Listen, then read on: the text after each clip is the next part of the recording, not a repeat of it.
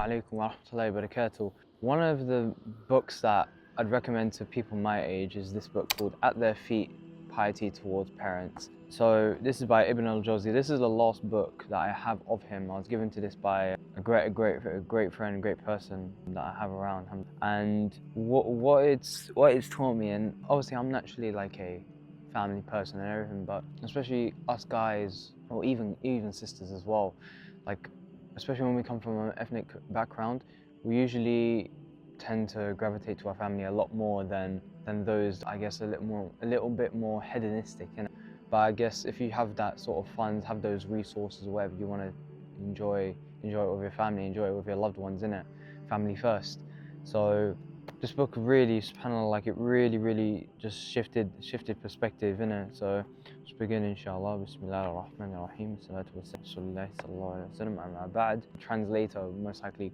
He says that communication between parents has deteriorated inexorably, and one symptom of it is that mushrooming of huge purpose-built residential and care homes. The fact that there are care homes because these parents that, when they reach a certain age, you're supposed to take care of them, but because we don't take care of them, we're now in a position where we've just got old people lying about. Like, instead of eating with our family members, we're just sat in our room, just literally scrolling. Like, how uncommon is it that we go to our lunch break place or whatever, and we just literally eat in silence. I remember when one of my friends highlighted it, and I was like, wow, that is really a big thing, because nobody really does that.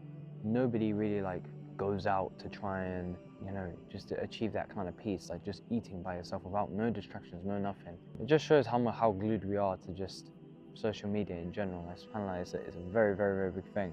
And I noted down further down the page that despite, it says that in some cases parents don't neglect or mistreat their children. Despite that, there is no justification for children to pay back to their parents with hurt or throw abuse in kind. Children have rights, but the rights of parents are far greater. And so, like I said, the sacrifice, commitment, and responsibility that your parents have done for you mandates respect and kindness towards them. Because genuinely, like I've made posts about it before, and it's just genuinely like making it easy for your parents is an obligatory, man. I'm not like saying it's wajib or whatever, but like it's wajib to be dutiful to your parents, and like subhanAllah, it's such a big thing, because you don't know when they're gonna die. I remember this Muslim undertaker, that's it, the Muslim undertaker, there was a person by him, and he saw I'd imagine he was a dad, but it was a parent. He was trying on pants, and he had a heart attack whilst he was trying on that pants, because from the previous day he liked it and saw it with his missus, and the missus went to go tell him to go buy it. Like, it's those little things, like, oh, could I have made a difference? Could their son, like, known about it and got it, and then boom, literally gone and got the pants for him, and that would have, Allahu Alam, what would have happened, but it would have been greatly appreciated regardless. Like, subhanAllah, those little things that they make a difference, innit? They'll make a difference. And I noted down on the introduction page, like, it's easy to feel like this, especially towards parents who lack knowledge and who are first generation or second generation and don't understand society and haven't fully assimilated and maximized their life, especially here in the West. Don't get married until you have a job, buy a house, etc. These things, deen-wise, go away once they come here to the UK and they compromise, expecting their kids to understand. Little do they remember, Allah tells not to obey parents if it's for disobedience of Allah. Like, it's a big topic that needs a discussion to be had around it. And subhanAllah, like, there was a great guy I saw on social media. Wallah, he literally explained it perfectly, how parents, they come into this country, they settle down, find a wife or whatever, and then they go and have kids. But because the dad, most likely it's the dad, they want them to be raised upon Islam. Naturally, fitra-wise, you want your kids to be on the same religion, same morals or whatever as you. And I'd imagine you find someone that is a Muslim as well, or someone that is able to live with it or whatever. And then what they do is that because they've compromised so much, the father, in terms of deen, especially when they need to go for work and stuff like that, they shake hands with non-mahrams and stuff like that. They see this, the kids, but because they've developed an attachment to Islam, instead of choosing their culture, they choose their faith over the culture, because they understand that the religion that they abide by and that they truly believe in is much better than what their culture. And also because they're not surrounded by people in their culture. So what are they gonna do? They can go to the mosque 24/7, but they can't do any like they can't do, for example, me, I'm Algerian, or Portuguese, for example. They can't go to a Portuguese club or go to an Algerian place where they go like all this sort of stuff. The culture usually comes about in weddings. It usually comes about in weddings. Weddings, you can do whatever. You hire people, etc. You can only experience that once every like once in a while, but not every single day. Not every single day, unless your parents are like proper on the culture bit and just are like homesick essentially. And yes, subhanAllah, like I mean, it never really attached to me culture. Like I'm not really a big culture guy. I don't see any like reason to go into it, especially because most of culture is haram anyway. Because when you think about culture, you think about music, obviously haram. When you think about like clothing, if it's from a non-Muslim culture, most likely it doesn't have hijab, haram, or is a form of tabarruj, stuff like that. So it's not inhibiting. It's not inhibiting. Like for example, you can wear a ma'wis. I was with Dar es Salaam, funny enough, and they were all wearing ma'wis. So I need to hook myself up with one. And yeah, that's one of the main things really. Like Islam doesn't inhibit your culture. Like it affirms it. If you have a culture, though at the same time, if that you need to abide by Allah, which is a higher priority, rather than just I need to be true to myself. If you're being true to yourself by committing haram, then that's just only you. That's only you affirming your nafs. That's it. One of the most significant hadiths that I came across in the book, where the Prophet ﷺ, he says about the action which is most beloved to Allah. The Prophet ﷺ said, Salah is on time. He then asked, Abdullah ibn Mas'ud radiallahu anhu, he asked what was next. The Prophet said, Bir walidain. So he said, obviously being obedient to your parents. And then after, the Prophet ﷺ then said, striving in Allah's path, so jihad. So jihad on nafs or jihad in war, in battle. So the levels of worship go like this: salah on time, obedience to your parents, and jihad. And obedience to parents is so easy. Wallahi, it's so easy. One of the main things, I mean, it's literally banged across this book. I'm sure it's mentioned in this book as well, so I don't need to mention it again. Is that your parents are only here for a limited amount of time, and they're really a luxury in this life. They're really a jackpot. They're like, it's like the fountain. It's like a fountain that you can drink from, that you can never not be thirsty.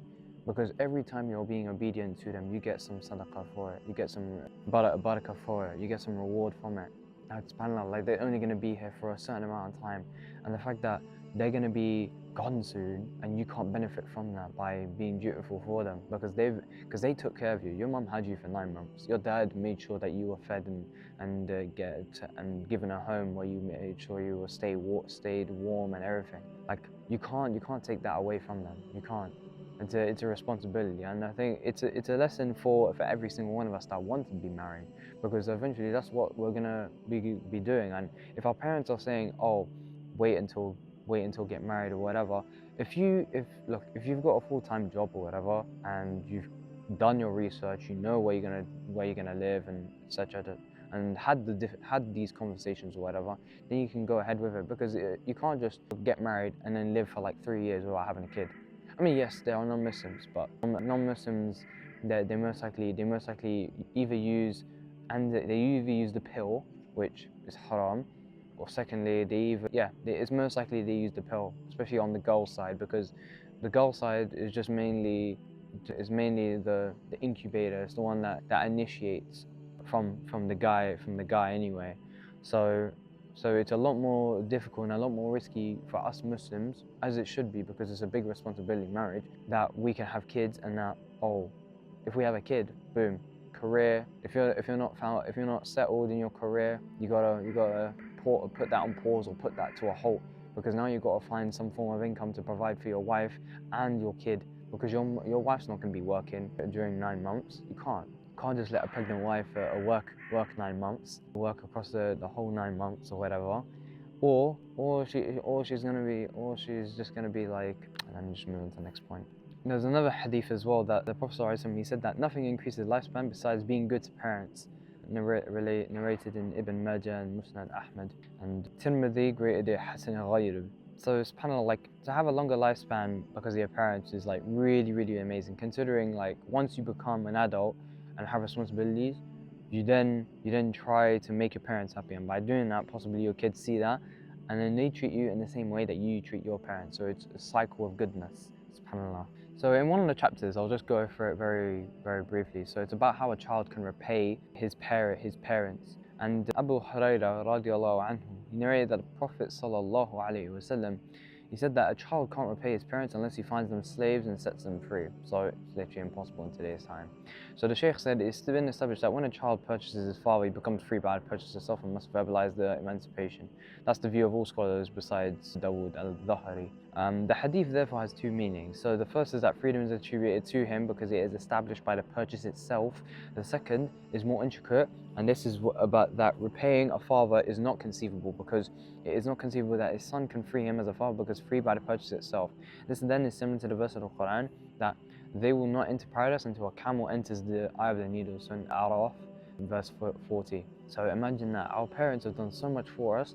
The possibility for repayment is comparable to a camel entering the eye of the needle. Nigh impossible, literally impossible. It's impossible to repay for our parents, subhanAllah. One of the most common things that people know about a parent for his child. One of the main things that you can get your parents to do and to use it in this day and age, absolutely, because there's not going to be much time, is obviously the well-known hadith where the Prophet he said that the dua of the parent for his child is never blocked. It's one of the three that is never blocked. So the others, supplication of the oppressed, and testimony that there is none has a right to be worshipped but Allah. So when you say La ilaha illallah Muhammad Rasulullah, or Ashhadu an La ilaha illallah Rasulullah, the dua of the parent for his child and the parent of the oppressed, never ever is it blocked or dismissed. Never, always are. So being good to our parents and reminding them to make dua for us and stuff like that, these little things, wallahi, they make a big difference. Yeah, and wallahi, that's literally it. Wallahi, this book has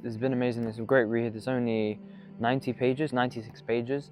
If you don't read the foreword because you've read the previous books of Ibn al-Jawzi, because it goes through the biography, then it's like 80, yeah, I'd say 80, 90 pages possibly. Yes, subhanAllah, it's a great read, honestly. Wallahi, I'd recommend it to any young person or any person that has parents in their lives, because it's such a big thing. I'll reiterate it again. If your parents are still alive, your parents are a gold mine. You can still benefit from them massively. Look, I understand. It's important that we acknowledge that, okay, we have a little bit of, let's say we have contempt for our parents or whatnot, but the pain that they went through is much greater than what the pain that we've got from them.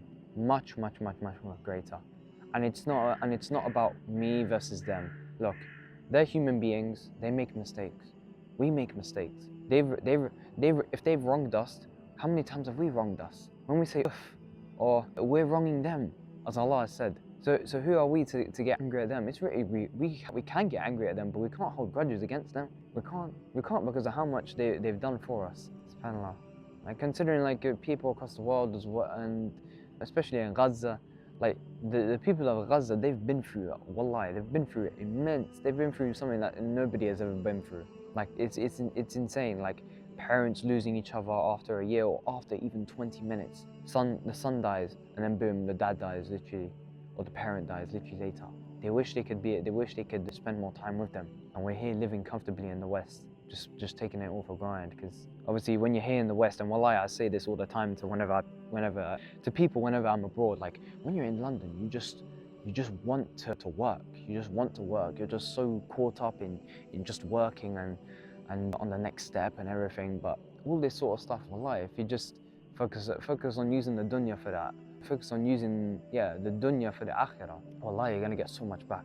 If you fix your intention and you make this dunya a means for the akhirah, you make, for example, me making this video for people to use it for a means of the akhirah. I'm using the camera, I'm using the information and this book that I've read for people to benefit and to implement in their actions so that they can benefit themselves and their parents in the akhirah. Like that's the intention. That's the template that we should be using for everything. Make a firm intention, and it takes literally 30 seconds. It takes literally 10 seconds, really. 5 seconds of just sitting down and thinking, okay, what am I doing this for? Sometimes, like when you get caught up here in the West, you're just thinking, just literally you're like a robot. But really and truly, you're doing this for your parents. You're doing this for your akhirah. You're doing this for your missus. You're doing this for your kids. You're doing it for people that are much bigger, you're doing it for something that's bigger than you. That's it. You're trying to do something bigger than yourself. I mean, that's just mainly from like a guy's perspective, innit? But as well, girls can resonate with that, innit? Because they're guardians. So may Allah help the people of Gaza. May Allah help the people of Sudan, Eritrea. May Allah help those that are in oppression across the whole world. I mean, may Allah grant us righteous spouses and grant us a lot more time to be dutiful to our parents. May Allah grant our parents a long lifespan so that we can serve and enjoy and maximize our time with them so that we can benefit them and make them happy so that they live this life happy and fulfilled and satisfied. Allahumma ameen. As-salatu was-salam ala rasulillahi sallallahu alayhi wa sallam. Amma ba'd. Assalamu alaikum wa rahmatullahi wa barakatuh.